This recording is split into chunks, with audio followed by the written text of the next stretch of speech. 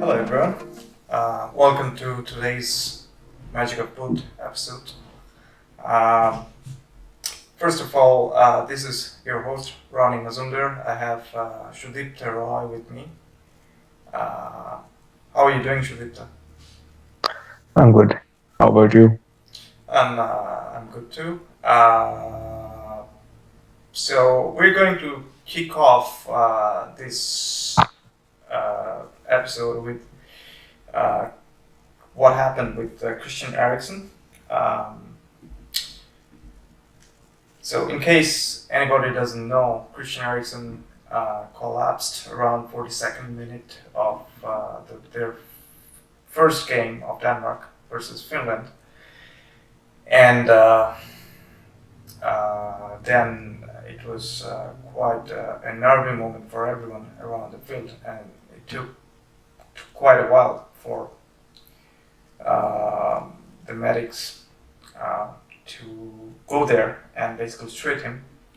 And then there was a long pause, and everybody was thinking about the worst case. And gladly, he's okay after he's been taken to the hospital in Copenhagen. Um, did you watch that game live, or did you catch up later? I actually watched from the second half. I wasn't actually available in the first half, Right. and when I saw this, and there were also like in the commentary box,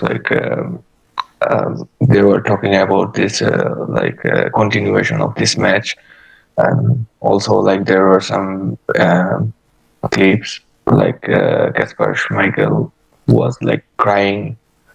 Um, Almost like they were playing since their kid like together. So it was a emotional moment for the whole team and also like of the whole world actually. Like we had this. We I guess we haven't had this sort of event in any major tournaments for a while. I don't know. I don't recall actually. Not that I can remember as well.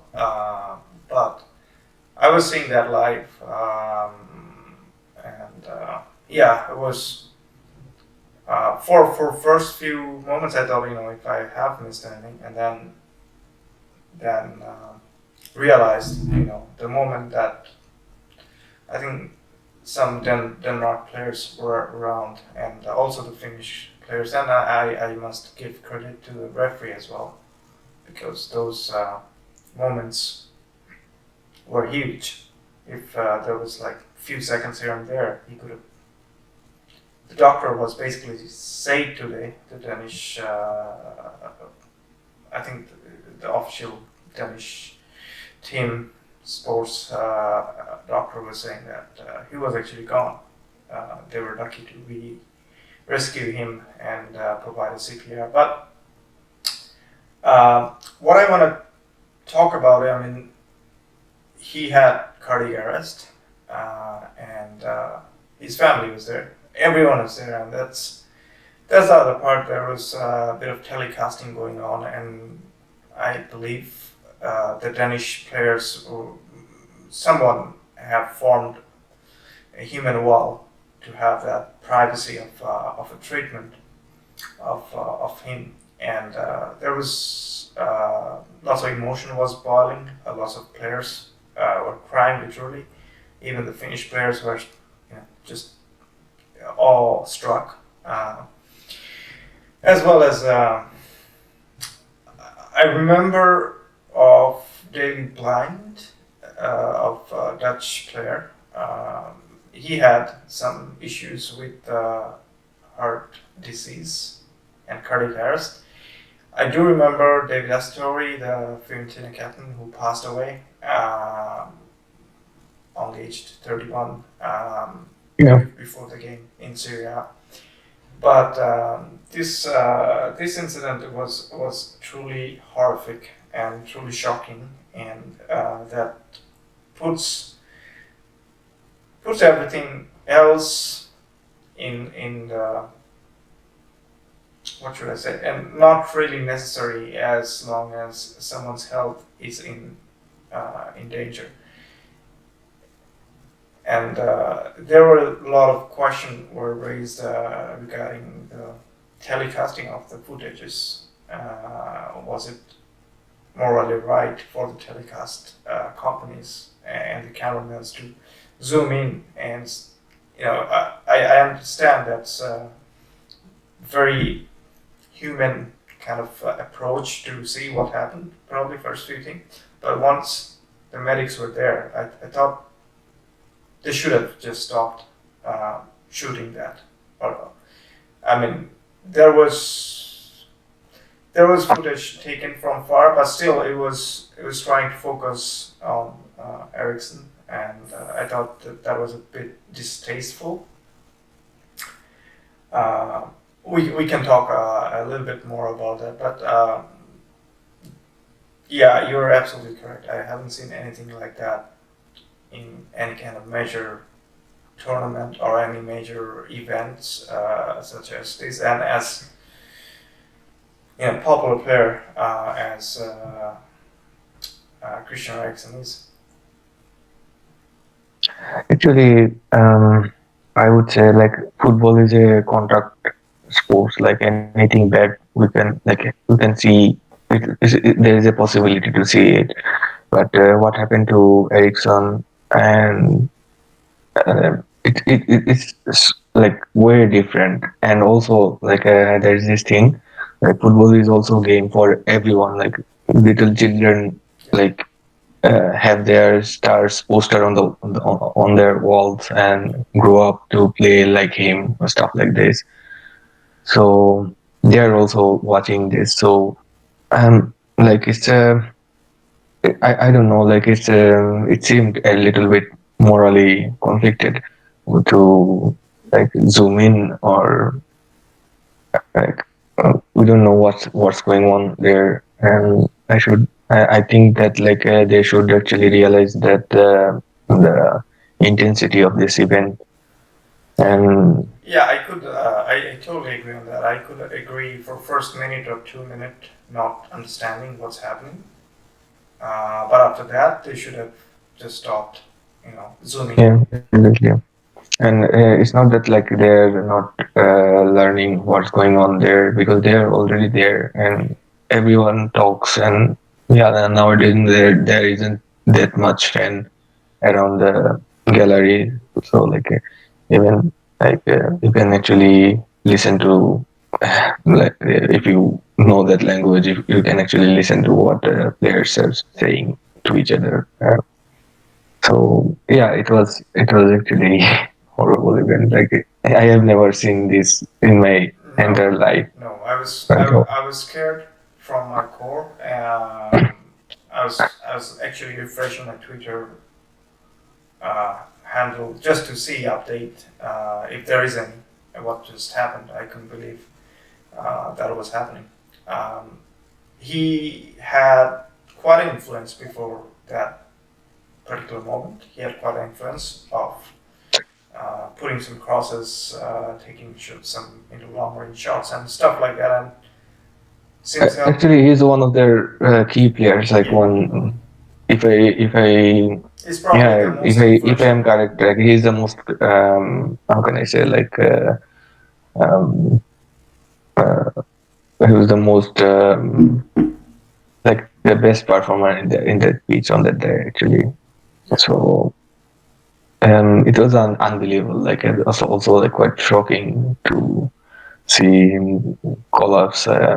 And there is another thing, like so many things going on, like rumors like he passes away or stuff like this. And it was like it was hard to like follow those news, like yeah, so yeah, like when I saw that event, like like I came to learn about this event, then I only just started following. I didn't follow, like normally I don't use social media that much. I just was refreshing gold.com pages and stuff like this. like major broadcast channel, the channels who have like live commentary stuff like this. So I was actually relying on that, and Yeah. Also, I kind of hate to say this, but we sometimes forget that these players, these professional footballers, especially given the COVID pandemic, they didn't have much recovery time or rest. Or exactly, they were playing. There's a the season started. I mean, obviously that the first season that impacted COVID 1920 was crammed a little bit later, and then all of a sudden the 2021 season started. The players didn't have, they had to compete at all front. Just because they're getting paid doesn't make them non-human. They're still human. They need recovery time, and I'm just first of all, I'm glad that Eriksen is alive and with us. Uh, but I doubt that if we might have seen the very last of a very good footballer on the field. I mean, he could be back, makes no mistake, and he can probably perform again. But we're talking too early, and there's Daley Blunt's example. He was never the same player. yeah. Even Iker Casillas had a cardiac arrest issue, if I remember correctly, when he was skipping for Porto. But we might have seen the very last of the very peak Christian Eriksen, and the Players Association. I mean, I understand that the show must go on, and they're entertainers, professional footballers. But if there is a summer, and every time there's a national competition that has to go on, say for example this time around Euro, which was postponed from 2021. I realize that they haven't actually changed the tag 2020. It's now Euro 2020. And at the same time, there's Asian Cup is going on, and Asian World Cup qualifier was held just before. There's the North American qualifier going on, World Cup qualifier going on, and there's the Cup going on, and Copa America and World Cup qualifier going on in South America as well. So there's a little breathing period for these professional footballers to motivate themselves to play every second, third day. And if they cannot perform with the national teams, there will be criticism always. And I'll go back to Robert Lewandowski's that comment that I talked about last week, that people forget they're human too. And glad Eriksen is alive and kicking, and hopefully he lives with us for long. But I just don't know what kind of scar that would have. And obviously, Danish players, especially, I know Simon Kjær, the captain, couldn't play. He had to be substituted, and there was a lot of emotional roller coaster. But we're talking about moral and ethics. We're dealing with broadcasting, what should be broadcasted to the people, and if broadcasters leave the players when they're getting treated, there should be privacy of that. And also from players' union and players' association should have more kind of power to look after the players' well-being. And because it's such a tricky thing to get the CPR in a certain period of time, and medics takes quite a few seconds, and those each seconds are very vital for either making it or not making it. I was almost thinking it might not be a bad idea for the players to have a bit of first aid training, uh, so they can attend right away to their colleagues, um, in case there's. Well, actually, it's at the end, it's the call for the from the referees, call from the um, uh, medics of the team, and I don't know if the players can make those decisions. No, Like, players cannot. But what I'm but what I'm thinking from safety point of view, if someone is working in a mining industry or forest industry or any kind of industry that has a high risk, normally people are going to their high risk environment, has those sort of trainings so they can save their colleagues if needed. So that's what it just came into my mind in case certain stadiums has certain length to cover for medics, and sometimes it's probably I don't know why they have to run, not have a golf cart or something to just go there, because each second counts at that point of time, and that's what commentators were talking about. That each second counts, and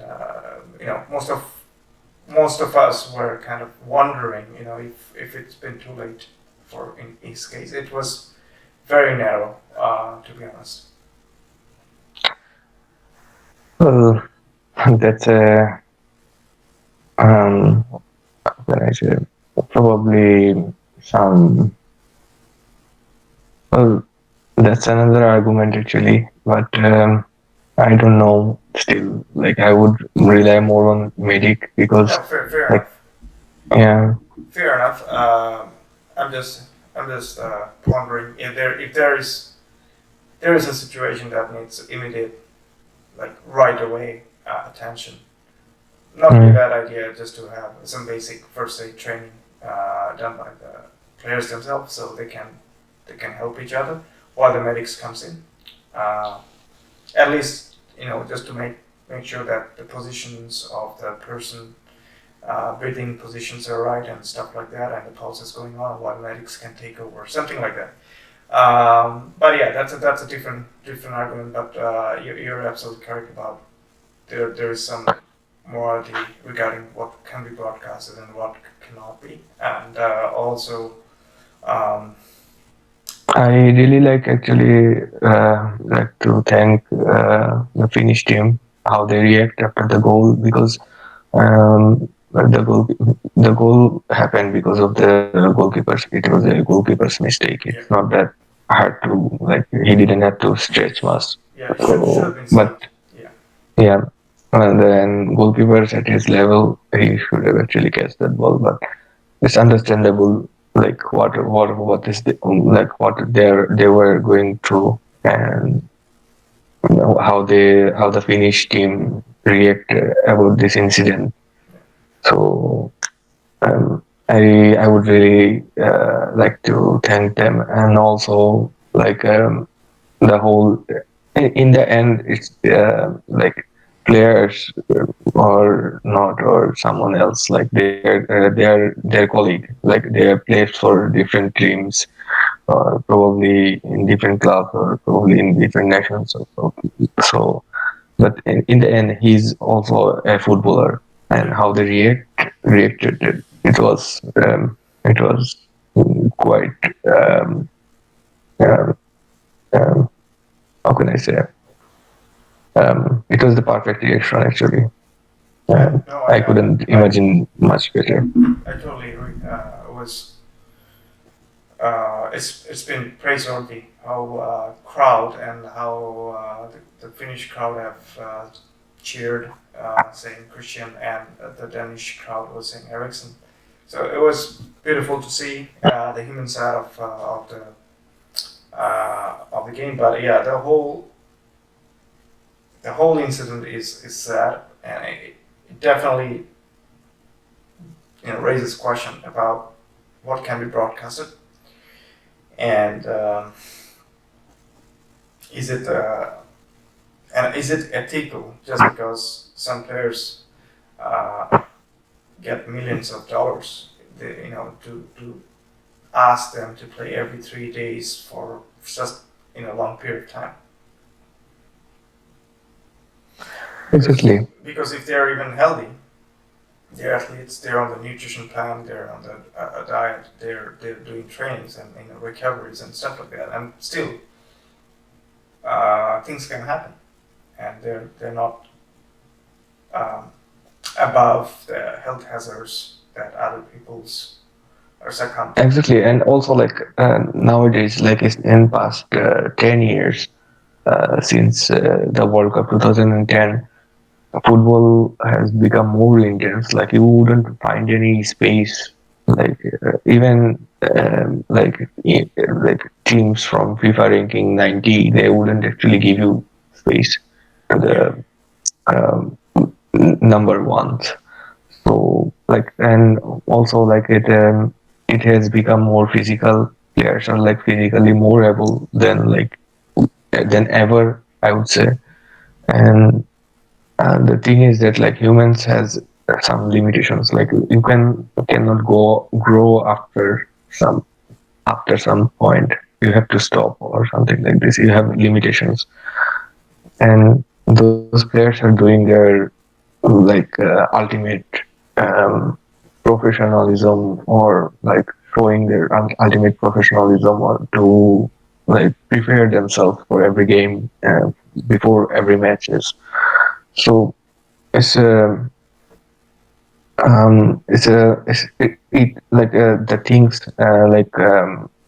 for example, I when today in the England match I saw players like Bellingham got hit in the head by a Croatian defender, probably Vida. So I was actually scared like after Christian Eriksen's incident, yeah, because no, like I totally understand. I was watching the. Bellingham is only like 17, so I was actually scared about him. Like, well, but there, yeah, he recovered quite well, and it wasn't a bad contact. But still, like since last 10 years, football has gone in way different level. Teams are like really close, like physically at least they're Yeah, really close. like anybody can get into the gym. Anybody can train hard in the gym. Yeah, They can prepare and they can yeah, close the exactly. spaces. They can sit back. What do we call it? Yes, So and also like all good. everyone knows like what to eat, what Yeah, to do, what to put in their diet, and even like teams like Barcelona, they introduced something like DNA engineering, like they analyze players' DNA, and like they calculated like what sort of metabolism they have or stuff like this, and it's like going, it's a it's going into different level very of. Yeah, microatomic level. Yeah. yeah, exactly. So the thing I was saying, like also like we have to think about the intensity of match. Everyone is like, well, yeah, football would be much more interesting if like now 32 nations are playing um, with the World Cup. It would be like better if 50 nations can play. Well, 50 if the 50 nations play, there will be like 10 matches, like 10 more matches Yeah. at least. So, like, what would happen to this player? Like, they could play like 10 games in the group stage, then quarterfinal, semi-final, second round, fifth round. I don't know, like how long will it go? Yeah. Like, True. it's like it doesn't actually make sense. Like, number of matches doesn't actually how can I say, improve the quality of football. For example, like if I like it was kind of an inside joke with one of my friends. Like if you don't have like if you cannot sleep at night, watch Euro 2016. So it was something like this. So um, like the quality of matches won't actually depend on the number of matches. No, Like, the quality and quantity has to be different. yeah, And yeah, no, even the 2018 World Cup, I don't remember very good matches happened on that frequently. It was very far and few between, or few and far between, I should say. You're absolutely spot on. The more teams mean more matches, and that doesn't really necessarily mean a good competition.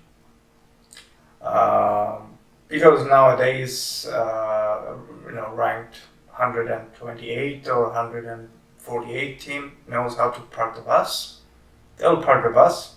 All they want is a draw, nothing else, and they're happy exactly. to be part of that or being being a part of that game. So yeah, it has been mechanized a lot. There's lots of as you say, there's microatomic or micronuclear sort of analysis has been done. What is the metabolism rate and stuff like that.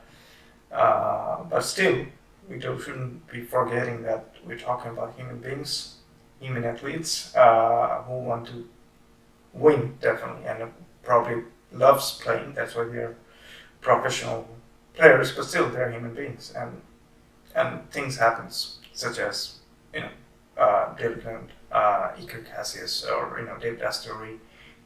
These are all recent, and a lot more people I know have passed away on the field.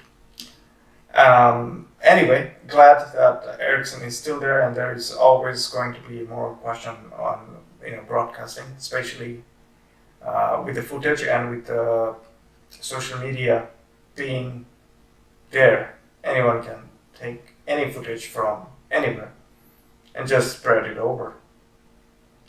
I don't know about we should be talking about those things that everybody should have that privacy. If you want to capture those moments and spread it, if that is actually all right. I personally don't believe that is all right. But once it's up to the public sphere, and you can get lots of people interpreting different ways. I haven't seen any bad comments or any bad things, but still, it shouldn't be shared. That's what I'm saying. Yeah, exactly. Anyway, talking about Eriksen, we'd probably move away from here and start to talking about some of the games.